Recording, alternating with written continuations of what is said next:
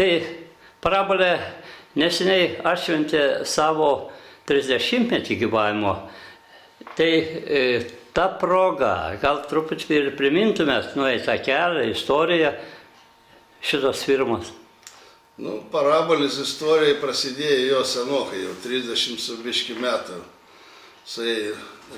Mes buvom faktiškai pirmieji tikrieji kabelinės televizijos operatoriai Lietuvoje. Jeigu jau taip į etapus pažiūrėti, tai kada visi lakstė čia su savo kabeliais ten iš video magnetofonų.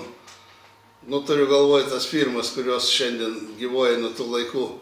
Iš magnetofonų rodė žmonėm ten kažkokius filmus užsienietiškus, tai Parabolis sukonstravo kabelinės televizijos stotį ir pirmoji stotis buvo pastatyta Birštono miestui, savivaldybės Birštono užsakymu. Tai nuo to laiko startavom su kabelinė televizija, su tikra kabelinė, tradicinė, ne kažkokia tai ten, kad video magas ar kažkas tai filmai. Tos pirmasis etapas buvo vystėmis nuo to, kad konstravom savo įrangą geros kokybės, tuo laiku buvo kokybė tokia pat kaip Europos firmų ir mes to pradėjom dirbti. Atėjo 92 metai, atsirado Kaune, Šilainiuose kabeliniai tinklai, po to Plungė Telšiai 95 metai, ir taip važiavo. 97 metai padarėm tinklą Raseiniuose. Tie 4 miestai išliko iki dabar. Taigi nueitas ilgas ir nelengvas kelias. Įdomu, kaip šiandien atrodo Parabolė. Tai šiandien dar prieš tai, sakysim, dar buvo toks etapas ryškus, kada Parabolė pirmoji irgi Lietuvoje, Plungė ir Telšius turėjo galimybę sujungti optinių kabelių 2 miestus į krūvą. Tai buvo 2008 metai, kada Parabolė turėjo 2 stotis Plungėje ir Telšiuose, padarė vieną modernesnę stotį Plungėje ir tos miestus sujungė į krūvą, Telšių stotis buvo išjungta. Tai toks labai ryškus etapas buvo irgi, kada reikėjo kažką daryti, Lietuvoje tokių nebuvo, buvo kitokie variantai, tokių variantų, kaip mes padarėm, neturėjo niekas. Kaip šiandien atrodo Parabolė? O šiandien tai atrodo kaip? Atrodo modernus tinklas, kuris jau dirba nuo 2015 metų, mes prieš kiek tai metų čia toj pačioj vietoj sėdėjom, aiškinom, kaip tas tinklas bus, kad visi miestai Parabolis prijungti prie Kauno stoties, tai yra optinis tinklas galingas, Europoje analogų neturintis. Visi dirba kažkaip kitaip, mes dirbam kitaip, mes dirbam kitam lygiai, aukštesniam lygiai. Mes turim galingą stotį Kaune, o mūsų visi miestai yra kaip periferija, bet jie tą patį turi, ką ir kauniečiai. Tai yra kitokio lygio televizija. Mes galim paduoti žmogui gerą kokybę, tokia pat kaip centriniai stoty, kur yra Kaune. Ir kaina yra lemiamas dalykas toj vietai, galim pigiau apsieiti ir aptarnavimo kaštai, o gaunam kokybę idealią. Kokias akcinė bendrovė paslaugas teikia gyventojams? Tai gyventojams teikiam kabelinę televiziją, internetą, dabar darom dar ir šitą ir video kameras, bet kameros yra, kaip sakant, nemokamai mūsų abonentam, kaip priedas. Dar vasarą atvažiuoja batutą, įskleidžiam 12 metrų aukščio vaikam, taip kad mes pastoviai kažką darom. Parabolė kaip lyderis visą laiką buvo ir dabar stengiasi tas pozicijas išlaikyti. Tai jūs ieškot nuolat santykio tarp paslaugų ir kainų santykį? Jo, mes pastoviai ieškom, kad būtų geriausia kokybė už mažiausią kainą, taip pasakykime. Na ir techninės galimybės dar tobulėjimo yra kokios, ar jau viskas išsemta? Dabar kaip tik ir bandysim kažką tokio naujo padaryti. Atėjo toks laikas, sakysim, 12 metais išjungė Lietuvoje, buvo eterinė televizija. Visi žinot, kad analoginė buvo ir turėjom ten senus televizorius, už nugaros tie televizorių parkas tų laikų guli. Pasirimo mūsų čia Telšių kontoroje šitą kaip muziejui. dabar tokių televizorių jau žmonės turi retenybė. Bet nuo tų laikų liko ta tokia mūsų tvarka nusistovėjusi, kad mes viską buvom pritempę prie tų tokių televizorių, bet dabar laikai keičias ir jau, aišku, mažuma turi tokius blogus televizorius, sakysim, kineskopinius, o dauguma jau nusipirko gerus televizorius metro diametro, tokių galingus. Ir visiems šitiem reikalingi geri aukštos raiškos signalai. Jau tas kiekvienas pamato. Sakysim, nusipirko žmogus, perka televizorių parduotuviai, parsineši namo, o ten žiūri, kodėl ten geriau rodė. Tai todėl geriau įrodė, kad jeigu paimt lyginti televiziją, sakysim, kas tai yra analoginė televizija, skaitmeninė paprasta televizija, kur prasidėjo tik tai aušroji televizijos tos skaitmeninis, ir dabar, kur beveik visus, reiškia, stotis duoda aukštos raiškos televizijai. Tai mes imkim analoginį televiziją, tai tas pats, kas, sakysim, geriausiu atveju Maskvyčius, o tai Zaporožietis, jeigu su mašinom lygint, skaitmeninė televizija, tai būtų, sakysim, Volga, o jau aukštos raiškos televizija būtų Mercedesas limuzinas. Tai, manau, kiekvienas supras, kuri mašina yra geresnė. Ir, sakysim, jeigu tik bus galimybė už panašią kainą kažkurią tai mašiną sėsti ir važiuoti ir pasimti, tai nieks į tą Zaporožietį savo norų nesies.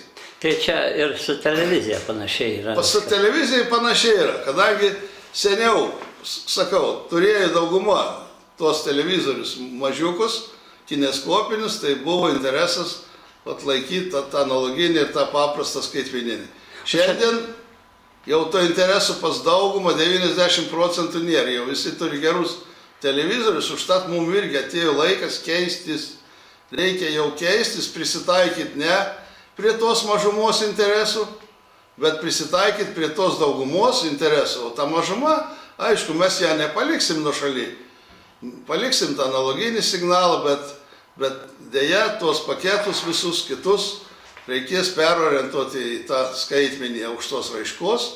Aišku, signalai truputį brangiau kainuoja, bet ten 2–3 eurai. Kainos pasikeitimas, manau, atperka kokybė ten, kaip sakant, visada kokybė yra aukščiau už bet ką. Ten priimtina kaina visada yra, atperka tas. Ypač kai gyventojai pajunta tą didžiulį skirtumą. Tai aišku, kuris tau nepajus, jeigu, sakysim, pamatys. Čia ir aklas turi matyti, kur yra 5 kart ryškiau negu tas paprastas skaitmuo. Na, bet kad paduoti gyventojams HD signalą, teks investuoti jums. Tai mes jau viską tą investavom. Mes šiandien dienai viską turim, tik šiandien buvo kaip padaryti. Reiškia, aukštos raiškos tie signalai buvo koduojami, užtat kitose tuose pigesniuose paketuose jų negalėjo pamatyti žmogus. Tai arba turėjo įsidėti dekoderį, ten turėti įrangą, mokėti už kortelę ir jam problemą. Ir plus tokios buvo sąlygos sudarytos, kad ten tik gali būti. Dabar sąlygos keičiasi. Sąlygos keičiasi, tie aukštos raiškos signalai gali būti nebekoduojami. Na, aišku, reikės truputį pakeisti kainas ten, bet tas nebus žudantis dalykas, kad lemtų, kad tai blogai kažkas. Ne, ten 2–3 eurai, manau, kad čia nieks nenubėdnės, turėdamas daug geresnį kokybę.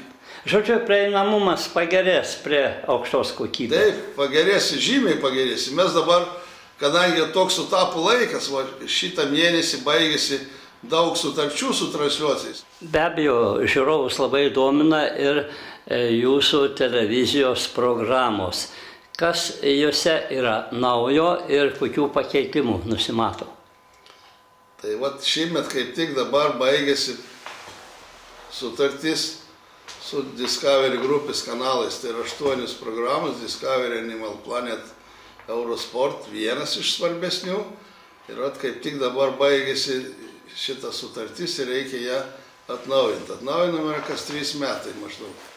Tai jeigu, sakysim, dabartiniam sąlygom mes mokėdavom už šitos kanalus apie 2000 eurų už parabolės, reiškia. Per mėnesį. Per mėnesį. Tai pagal naujas sąlygas mes turėtume mokėti 4000 eurų.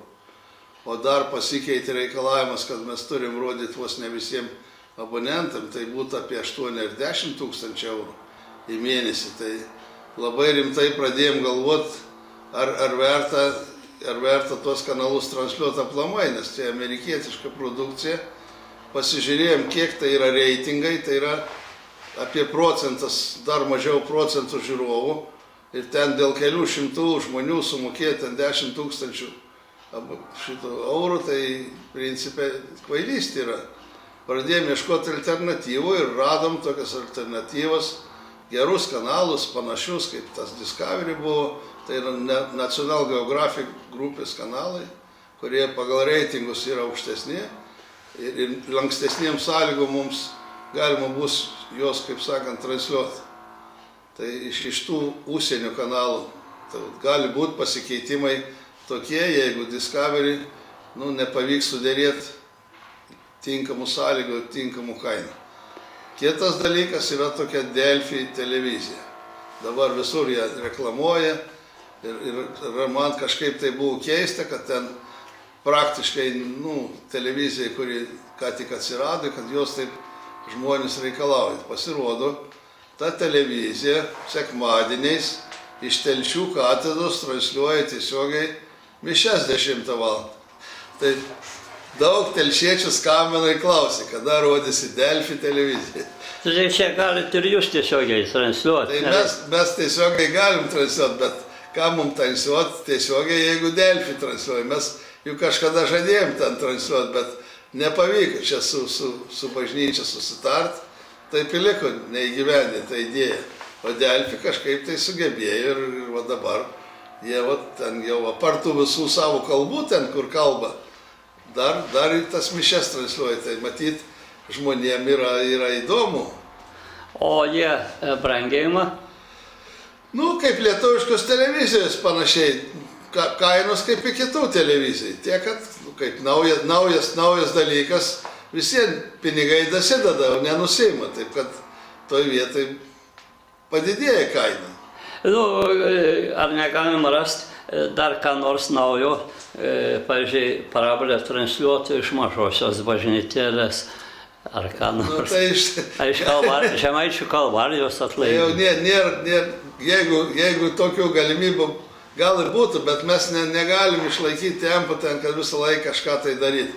Man jau tas, sakysim, laiko pėdų kanalas muzikinis, kuris šiandien transliuojamas, jau irgi yra savotiški iššūkis. Yra darbo nemažai. Tai prie to kanalo aš dirbu vienas, tai daugiau žmonių nedirba, aš vienas jį turiu vežti tą kanalą. Bet jis turi populiarumą, tas muzikinis kanalas. Turi populiarumą, nes principė, man amžiaus žmonių jau muzikinių kanalų kaip ir nėra. Yra jaunimui kanalai, yra tenais kokie nors kultūros kanalai, bet šito mūsų amžiaus žmonių, kur ten transliuotų tų mūsų laikų muziką, nėra, nėra tiesiog. Visi tie yra transliuotojai nubėgę į priekį labai, o atgal nenori grįžti, o čia. Orientuota viskas yra jaunas žmogus. Tai yra tas, kuris yra darbingas, gali mokėti pinigus, o į pensininkus dėja nieks nebededa šiandien. Ar jūs išsaugosite tą projektą laiko pėdų? Taip, šiandien dienai situacija yra tokia, reiškia, licenzijos aš buvau paėmęs 5 metų, tai tie 5 metai jau neužilgo ir baigsis, kažkiek tai kiek čia. Metai gal dar liko. O po to reikės galvoti, ką daryti, ar jisai aplamai ir jis turi tą populiarumą, aš nežinau, mes juk nevedam tų reitingų, sakysim, kaip kiti veda Discovery reitingai, skaičiuoja ten kiek žiūrovų, kiek ten žiūri, nežiūri, mes to nežinom, tik tiek, kiek atsiliepimai yra.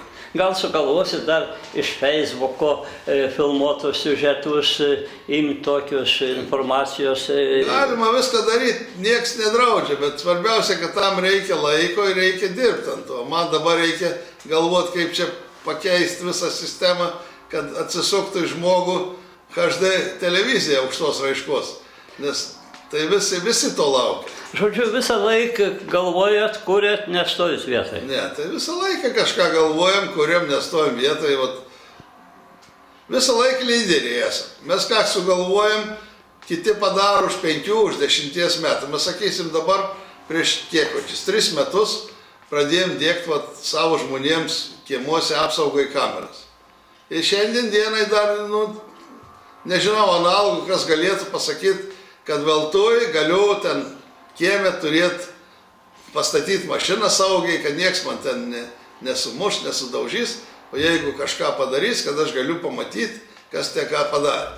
Jūs jaučiate reikalingumą tų kamerų? Aš sakyčiau, kaip jeigu man taip kas nors duotų dykai, tai aš tikrai ačiū pasakyčiau, bet šiaip žmonės to nejaučia. Aš kažkokio tai tokio prieaugio abonentų ar kažką tai, ką mes tikėjomės gauti, mes nelabai jaučiam. Paprasčiausiai, jeigu, sakysim, įvyko įvykis kažkoks, ne mūsų klientas. Mūsų klientas, ačiū, aš jam pasakau tvarkoj. Ne mūsų klientas, visien jisai reikalauja, jis eina per kaimyną, tai apgausiu, tai prigausiu ir mums iš to, aišku, naudos nėra. Bet tai yra žmonėm naudinga. Taip, tai yra žmonėm naudinga.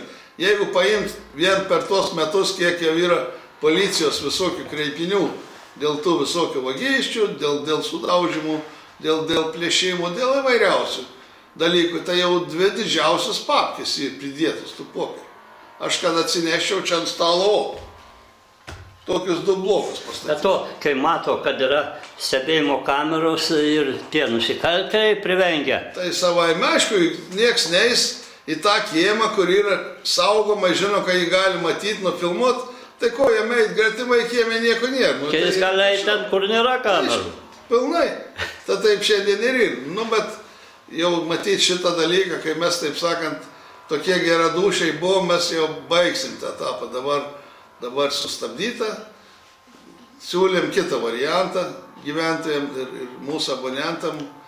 Kaip sakant, čia daugiau ne mūsų abonentų klausimas būtų, bet namų gyventojų klausimas. Nes visas namas turi naudą. Visa bendryje. Visa bendryje, jeigu ne bendryje, tai namas, tai mes pasiūlėm tokį variantą. Reiškia, kad mūsų abonentai už kameras nieko nemoka.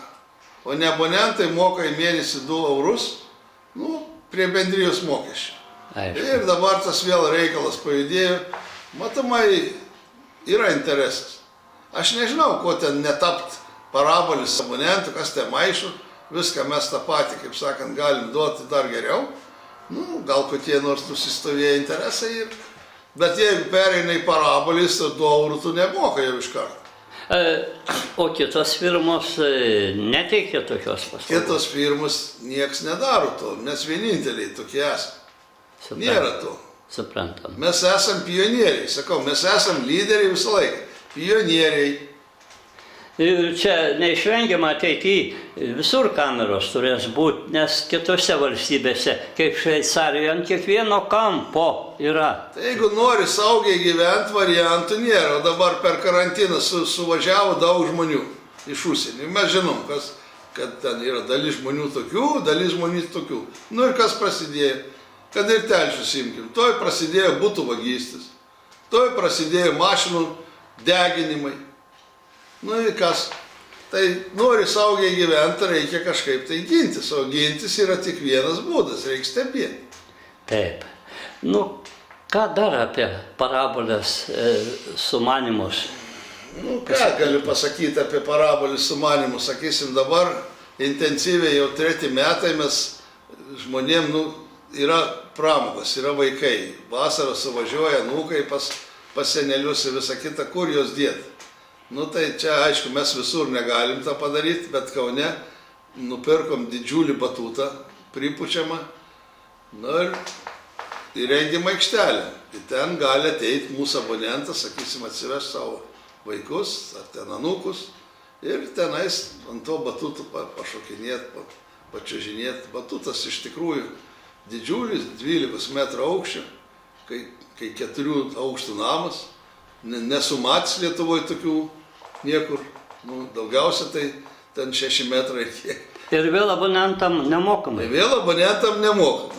Gali sėdėti, ten yra žmonių, kur ateina ten į savaitę, jisai vos ne kasdien kaip į darbą vaikšto tą batutą su savo anūkais. Nu, jūs vieninteliai servisą išlaikot vietose, dirba žmonės. Tas irgi didelis pliusas, kadangi, įsivėlėm irgi, mes buvom įsivėlę tos kainų karus, vos nekelnis nusimau, kad tik tai pigiau būtų, bet kas iš to į ką tai veda? Tai veda į visišką nuvertėjimą. Tai principai išnaikink tada servisų tarnybas, išnaikink visas savo kontoras. Žmogui nebėra nei kur kreiptis, nei kažkas pas jį ateis, ten atvažiuos iš kito miesto, kada atvažiuos, kad neatvažiuos, autoatsakiklius visokius įtaiso, nebesuprasi, su kuo čia kalbi, aš tau paskambinau, jums tam kažkas praskambins, visą tai kainuoja. Bet... O kai vietose yra žinomi žmonės? Tai vietose yra žinomi žmonės, visi žino, kur kreiptis, kur ateiti, žino, kad ta pagalba iškart bus, tai mes toj vietoj ir stengiamės išlaikyti. Nu ką, baigiant turbūt kviečiat klientus, abonentus neišbėgioti, o pasilikti. Aš manau, kad ir kviesti nereikia. Mūsų abonentas jau yra tokių, kur 30 metų. Mums 30 metų buvo, bet yra ir klientų. 30 metų, 28 metai, kai telšiuosi, tai sakysim, 95 atėjom į telšius. Tai jau yra tokių klientų daug, yra kur 25 metai. Tai aš manau, kad tokia jau kviesti nereikia. Jis neėjo ir neįs. Nežinau, kad geriau nerasi. Geriau nebus. Ir jūs tokius gerbėt klientus, mylit, darot, jiem nuolaidų darot. Tai mes faktiškai, matyt, vieninteliai taikom nuolaidas nuo stažo. Visi taiko nuolaidas nuo sutarties termino, mes nuo stažo. Yra tokių, kurie nori tą savo sutartį padaryti būtinai terminuotą, kad kainos nesikeistų per tą terminą. Tai yra ir tokių. Aš jiem irgi nieko negaliu pasakyti. Protingi žmonės. Jeigu kažkas pasikeis, tai jam kaina nesikeis iki tos sutarties pabaigos. Tas yra irgi protingas dalykas. Bet kad būtų už stažą, aš nežinau, niekur tiek nėra. Ką palinkėtumėt parabolės bičiuliam? Bičiuliam palinkėčiau kantrybės, nes dabar irgi tokie visi tie etapai būna, kada kažką keiti, kažką darai, tai kažkas turi, aišku, nukentėti. Tai ten vėl kažką pakeiti, kažką padarė, pakrapšti, bet po to pasižiūri, po kiek laiko, kad tas pakrapštimas davė naudą didelį. Tas visiems linkiu kantrybės ir nereikia ieškoti kažkur tai sliekų, o palikti pas mus ir bus viskas labai gerai. Neieškoti kitų dievų. Jo, neieškoti. Parabolė yra lyderis, buvo lyderis ir ne tai, kad parabolė eina kažkur iš paskos. Ne, mes visą nedidelį firmą palyginus, bet mes lyderiai. Mes esam radistai nuo, kaip sakant, kaulų smegenų. Aš radiją sardyti pradėjau nuo 4 klasės. Va. Ačiū Jums už gerą interviu.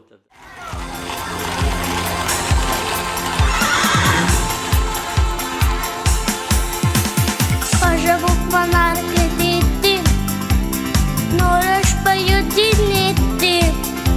Pažabuk man arklidėti, noriu aš pajudinėti. Tėtis arklį pažavoju, pro vartus aš linksmasiuoju, jo raginu asarti. Bežigėli baltą kartį. Pažabuk man arklidėti, noriu aš pajudinėti. Pažabuk man arklidėti, noriu aš pajudinėti. Balta kartis mus išvengė ir tiesiog į prūdą žengė.